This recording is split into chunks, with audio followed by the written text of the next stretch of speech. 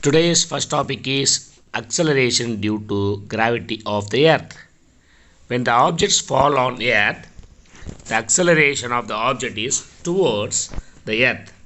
From Newton's second law, an object is accelerated only under the action of force. In this case of earth, this force is the gravitational pull of earth.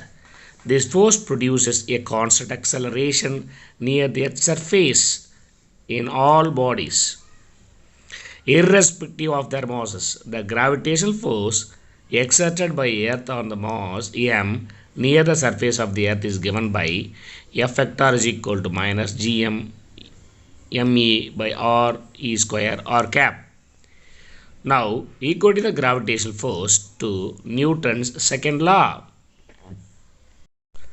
Ma vector is equal to minus gm m by r e square into r cap. Hence, acceleration is a vector is equal to minus gm e by r e square r cap. The acceleration experienced by the object near the surface of the earth due to its gravity is called acceleration due to gravity.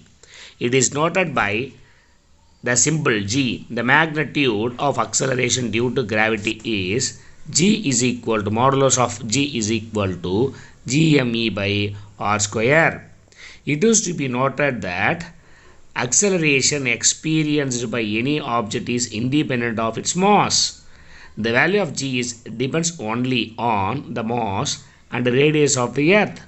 In fact, Galileo arrived at the same conclusion 400 years ago that all objects fall on towards the earth with the same acceleration through various quantitative experiment. The acceleration due to gravity g is found to be 9.8 meter per second square on the surface of the earth near the equator. Variation of g with altitude, depth and latitude. Consider an object of mass m at a height h from the surface of the earth. Acceleration experienced by the object due to earth is g dash is equal to gm by re plus h whole square. G dash is equal to gm by re square whole 1 plus h by re whole square. G dash is equal to gm by re square into 1 plus h by re whole power minus 2. If h is very less than re, we can use binomial expansion taking terms up to first order. So g dash is equal to gm by re square 1 minus 2 h by re. So g dash is equal to g into 1 minus 2 h by re. We find that g dash less than g. This means that as the altitude h increases, the acceleration due to gravity g is decreases.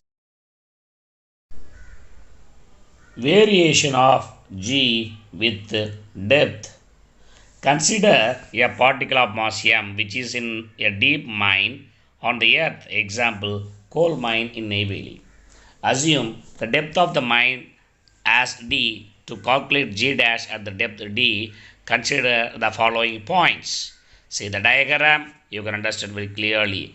Particle in a mine. So, a part of the earth which is above the radius r e minus d do not contribute to the acceleration. So, the result is proved earlier and is given as g dash is equal to gm dash by r minus d whole square. Here m is the mass of the earth of the radius re minus d. Assuming the density of earth rho to be constant. So rho is equal to m by v, where m is the capital M is mass of the earth and v its volume. Thus rho is equal to m dash by v dash. M dash by v dash is equal to m by v and m dash is equal to m by v into v dash. So m dash is equal to bracket of m by 4 pi r e cube 4 by 3 pi r e d whole cube. So m dash is equal to m by r e cube r e minus d whole cube. So substituting the equation 6.459 in equation 6.47, we'll get g dash is equal to g m by re cube re minus d whole cube into 1 by re minus d whole square. So g dash is equal to gm into re 1 minus d by re cube. So g dash is equal to gm 1 minus d by re square. Thus g dash is equal to g 1 minus d by re.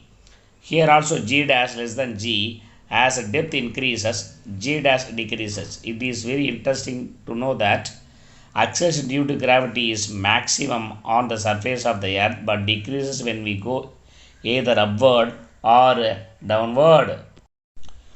Variation of g with latitude. Whenever we analyze the motion of object in rotating frames, explained in chapter 3, we already rotating frames, we must take into account the centrifugal force.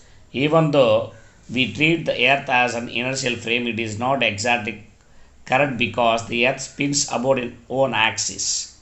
So when an object is on the surface of the earth, it is experiences a centrifugal force that depends on the latitude of the object on the earth.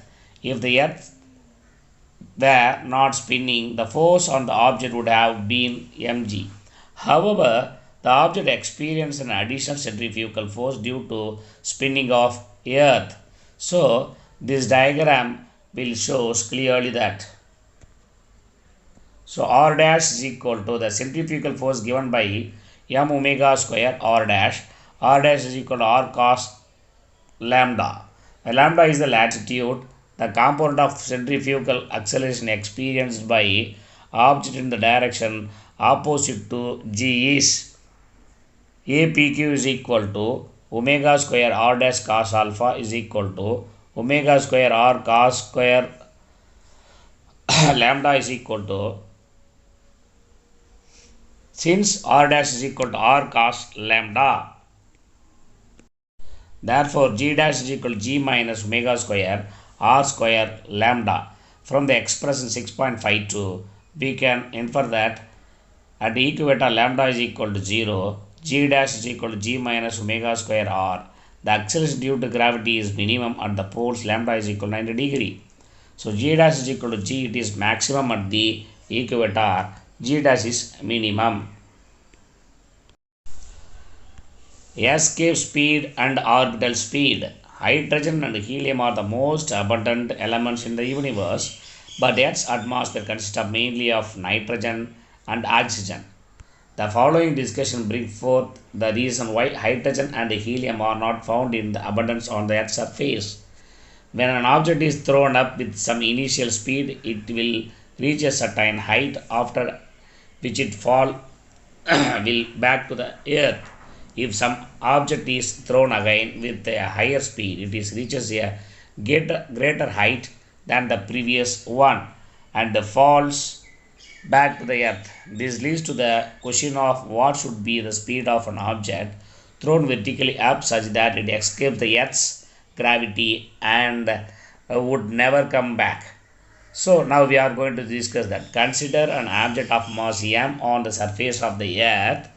When it is thrown up with an initial speed v1, the initial total energy of the object is ei is equal to half into mvi square minus gm me by re, where me is the mass of the earth and re the radius of the earth. The term minus mg by re is the potential energy of mass m. When the object reaches the height far away from the earth and hence treated as approaching infinity, the gravitational potential energy becomes zero, that is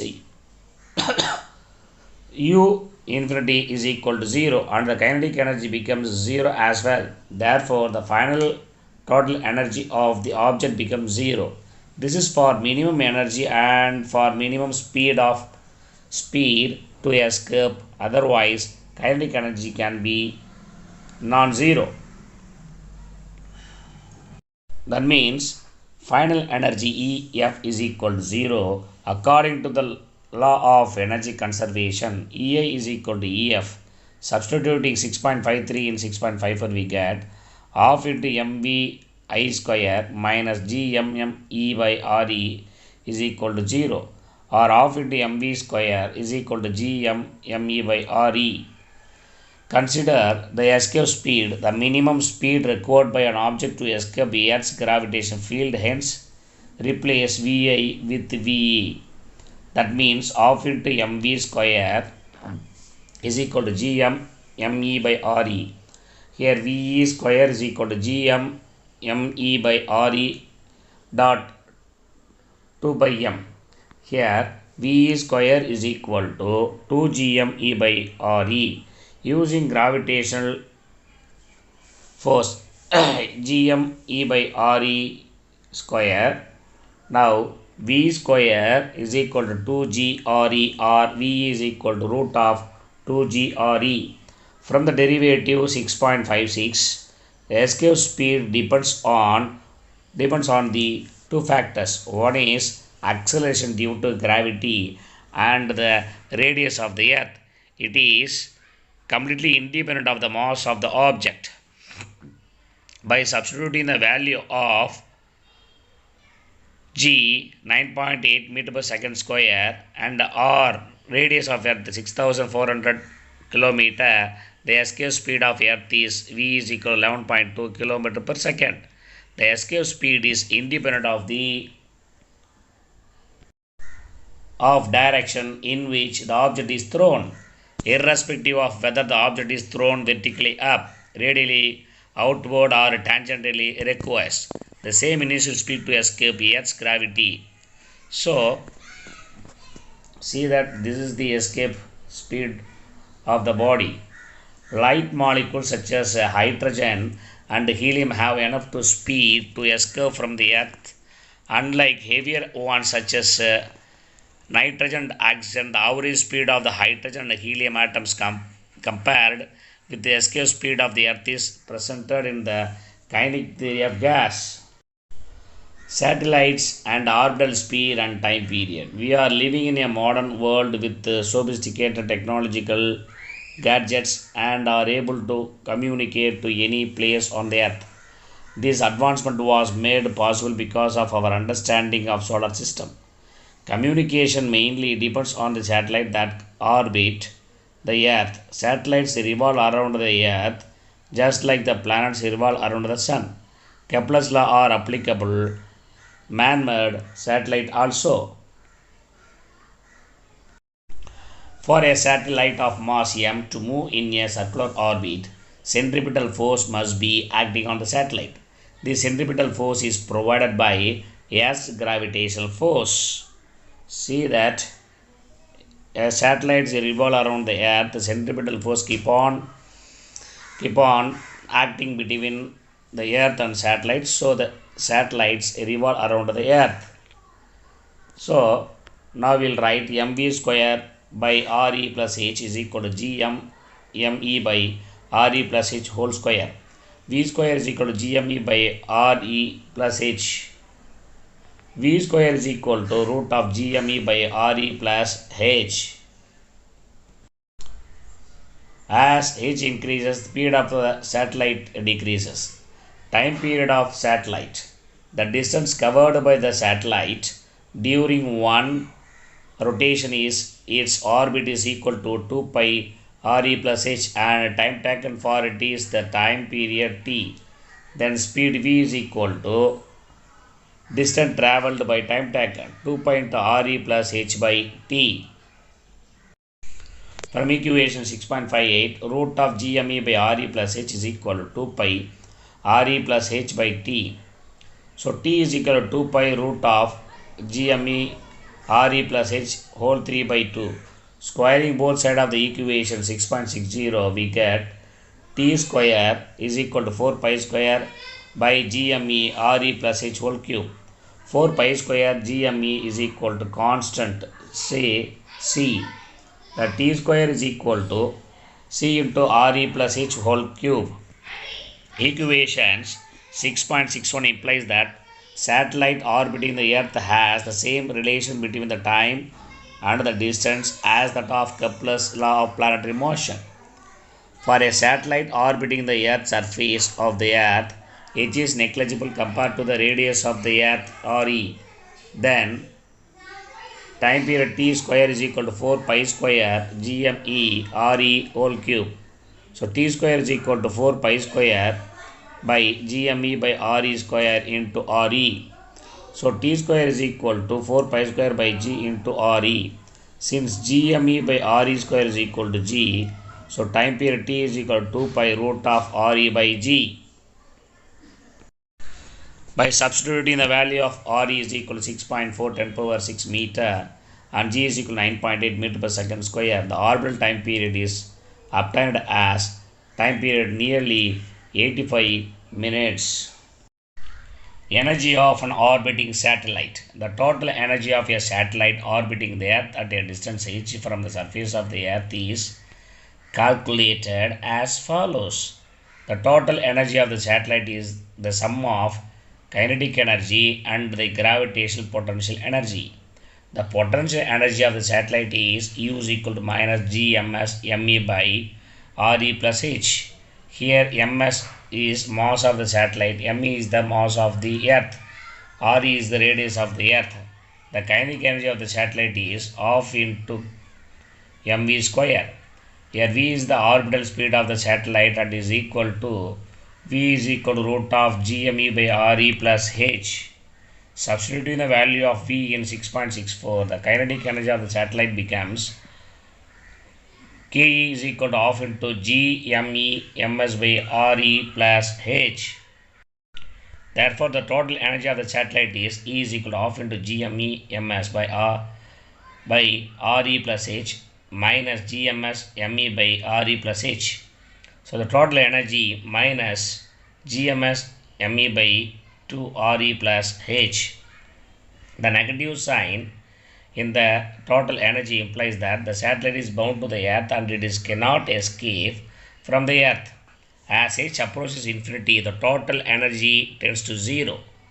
Its physical meaning is that the satellite is completely free from the influence of Earth's gravity and is not bound to the Earth at a large distance. Geostationary and polar satellite. The satellites orbiting the Earth have different time periods corresponding to different orbital radii. Can we calculate the orbital radius of satellite if its time period is 24 hours? Kepler's third law is used to find the radius of the orbit. So t square is equal to 4 pi square by Gme Re plus whole cube, Re plus H whole cube. So Re plus H whole cube is equal to Gme t square by 4 pi square. Re plus H is equal to Gme t square by 4 pi square whole 1 by 3. Substituting for the time period 24 hours is equal to 86,400 seconds. Mass and the radius of the Earth H turns out to be 36,000 km. Such satellites are called geostationary satellites, since they appear to be stationary when seen from the Earth. So India uses INSAT group of satellites that are basically geostationary satellites for purpose of telecommunication. Another type of satellite which is placed at a distance of 500 to 800 km from the surface of the Earth orbits the Earth from north to south direction. This type of satellite that orbits the Earth from north pole to south pole is called polar satellite. The time period of a polar satellite is nearly 100 minutes and the satellite completes many revolutions in a day. The polar satellite covers a small strip of a area from pole to pole during one revolution.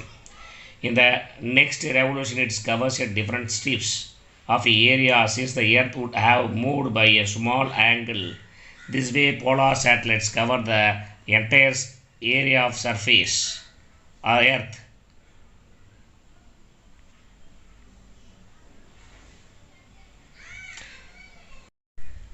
This is polar satellite. You can see the satellite take the picture by a small strip by strip and strip. Weightlessness, weight of an object. Object on the earth experience the gravitational force of earth. The gravitational force acting on object of mass m is mg. The force always acts downwards toward the center of earth when we stand on the floor. There are two forces acting on us. One is the gravitational force acting downwards and the other is the normal force exerted by the floor upwards on us to keep us at the rest. The weight of an object W is defined as downward force whose magnitude W is equal to that of upward force that must be applied to the object to hold it at rest or at constant velocity relative to the earth. The direction of weight is in the direction of gravitational force. So the magnitude of weight of an object is denoted as W is equal to N is equal to mg. Note that even though the magnitude of weight is equal to mg, it is not same as gravitational force acting on the object. Apparent weight in elevators. Everyone who uses an elevator would have felt a jerk when the elevator takes off or stops. Why does it happen? Understanding the concept of weight is crucial for explaining this effect. Let us consider a man inside an elevator in the following scenario. When a man is standing in the elevator, there are two forces acting on him. One is gravitational force, acts downward, that is F is equal to minus mg j cap. Two is normal force, that is n cap, n vector is equal to nj. Case 1. When the elevator is at rest, the acceleration of the man is 0. Therefore, the net force acting on the man is 0 with respect to the inertial frame, that means ground. Applying the Newton's second law on them, Fg vector plus n vector is equal to 0.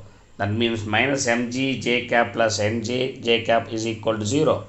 By comparing the components, we can write n minus mg is equal to 0 or n is equal to mg. Since weight W is equal to n, the apparent weight of man is equal to the actual weight. Case 2. When the elevator is moving uniformly in the upward or downward direction.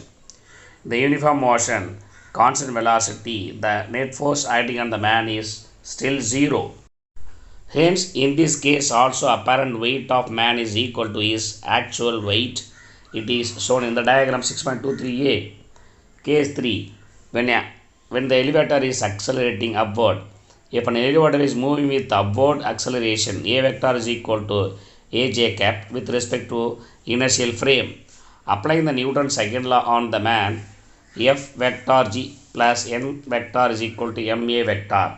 Writing the above equation in terms of unit vector in the vertical direction.